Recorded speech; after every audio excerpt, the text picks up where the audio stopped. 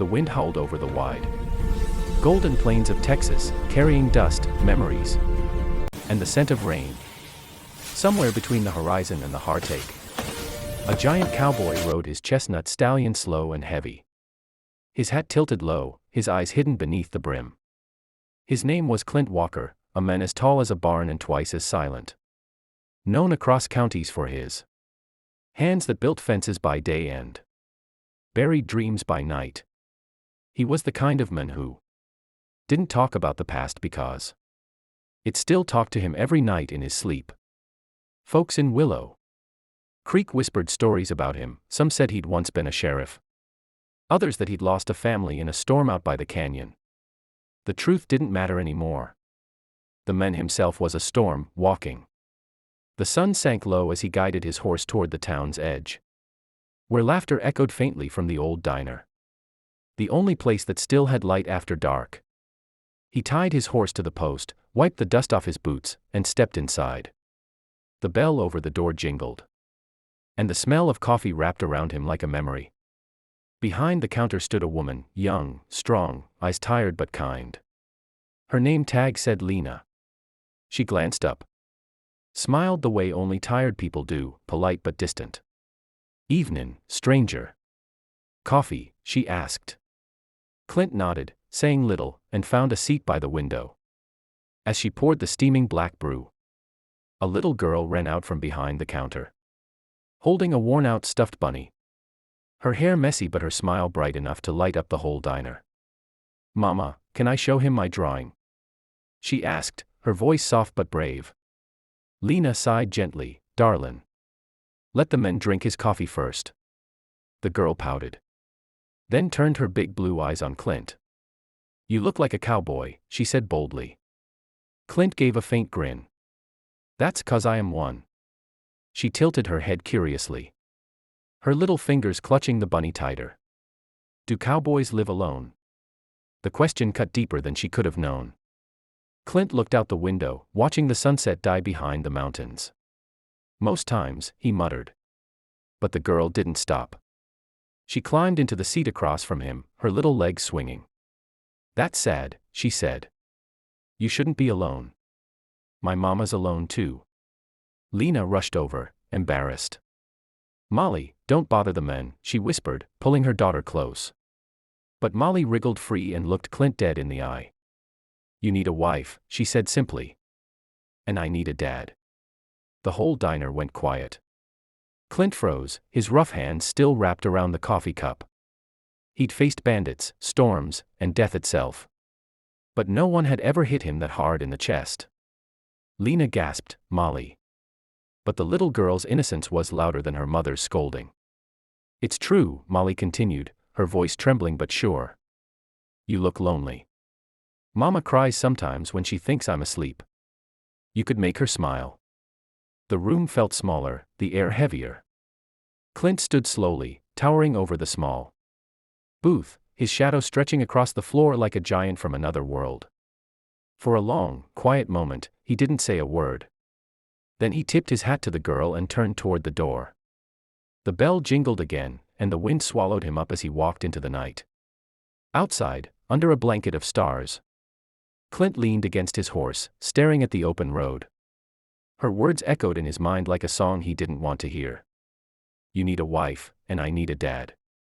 He closed his eyes, remembering the small grave under the oak tree far from here, the one that held his wife and baby girl, lost in a flood years ago.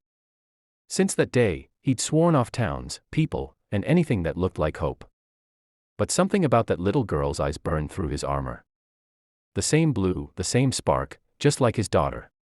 He cursed under his breath and mounted his horse, ready to ride far, but when he turned, he saw something shining near the road, a small pink ribbon. The same ribbon the little girl had tied around her bunny's ear. She must have dropped it running outside earlier. Clint dismounted, picked it up, and held it against the wind. The ribbon fluttered, soft and alive. For the first time in years, his heart didn't feel like stone. The next morning, Clint found himself riding past the diner again. He told himself it was coincidence, but he knew better. Lena was outside, fixing the signpost, her hair catching the light. She noticed him and offered a cautious smile. "Morning," she said. "Didn't expect you back." He shrugged. "Found something that belongs to your girl." He handed her the ribbon. She looked down at it, her lips parting slightly, emotion flickering behind her eyes. "Thank you," she said softly. "She'll be happy." There was a pause. "You, travel alone?" He nodded. "Always." "That must be hard," she said. He didn't answer, just looked toward the horizon. Then came the sound of small feet. Molly ran out again, waving. "Mr. Cowboy." She cheered. "You came back." Clint couldn't help but smile, an honest one this time. "Guess I did," he said. The girl grinned, showing the missing front tooth. "Mama made pie. You can have some if you help me feed the birds." Before Lena could protest, Molly grabbed his hand, tiny and fearless, pulling him toward the back of the diner. There, behind the old oak tree, was a makeshift birdhouse. And Molly scattered crumbs like she was feeding royalty. "They come every morning," she said proudly. "Mama says if you take care of small things, big things will take care of you." Clint watched her for a moment, then helped her refill the water bowl. "Your mama's a smart lady," he said. Molly nodded. "She is. But she's sad a lot. You could make her not sad." He chuckled under his breath. "I ain't too good at makin' folks happy." "You could try," she said with the wisdom only children have. And somehow, that hit him harder than any bullet ever could. Later that evening, Clint helped Lena fix the broken fence behind the diner. He worked quiet, his broad shoulders moving steady, the sound of hammer and wood filling the air. Lena watched him for a moment, then said softly, "You don't talk much, do you?" "Talkin' never fixed much," he replied. "No," she said, "but it helps keep the dark out." He paused, looking at her. There was something in her voice, a kind of pain he recognized too well. For the first time, two broken souls stood side by side without trying to hide their cracks. When the fence was done, she offered him pie and coffee again. "It's the least I can do," she said.